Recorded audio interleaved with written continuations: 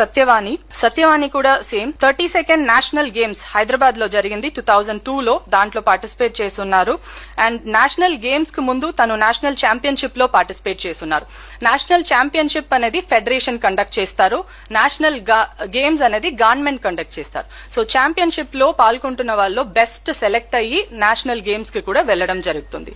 దానివల్ల ఈ national games కైనా బ్యాకప్ మనం తనం పార్టిసిపేట్ చేసిన నేషనల్ ఛాంపియన్షిప్ అనేది కన్సిడర్ చేసి తనకి ప్రయారిటీ ఇవ్వడం జరిగింది. ఇందిరా కుమారి గారు ఈవిడికి 134 ర్యాంక్ వచ్చింది. 10 వేకెన్సీస్ ఉన్నాయి. దాంట్లో లాస్ట్ 2 స్పోర్ట్స్ కింద వచ్చింది. మెరిట్ లో 127 ప్రకారం వచ్చింది. ఇప్పుడు ఈవిడ అడుగుతారు ఆ స్పోర్ట్స్ కిందకి ఇస్తారు అని. ఇప్పుడు ఎస్సీ గ్రూప్ 3 లో SA non language social studies లో 2 స్పోర్ట్స్ వాళ్ళు ఉండి అప్లై చేసుకున్నప్పుడు మరి ఎస్సీ గ్రూప్ 3 లోనే కూర్చోబెట్టాలి కదా, కృష్ణా జిల్లాలోనే కూర్చోబెట్టాలి కదా. మనం తీసుకెళ్లి చిత్తూరులోనో కడపలో కూర్చోబెట్టలేం, లేదా ఓసీలో కూర్చోబెట్టలేం కదా. That is the rule. మరి అలాంటప్పుడు ఈమె చూస్తే ఈమె కూడా అంతే. Only because of rules she could not be accommodated. Duddukuri Venkata Nagalakshmi ఈవిడికి 410 ర్యాంక్ వచ్చింది. అసలు ఈవిడ దాంట్లో చూస్తే ఆల్మోస్ట్ అన్ని 339 ర్యాంక్ లోపు అయిపోయినాయి, ఇంక్లూడింగ్ విమెన్ కోటా కూడా. లాస్ట్ ది స్పోర్ట్స్ కోటా మాత్రం వి గేవ్. దీంట్లో షీస్ సేయింగ్ ఆ స్పోర్ట్స్ కోటా ఎందుకు నాకు ఇవ్వండి. It is a policy. 3% sports ఇస్తాము, అది హారిజాంటల్ ఇస్తామన్నప్పుడు వీఆర్ ఇంప్లిమెంటింగ్ ఇట్.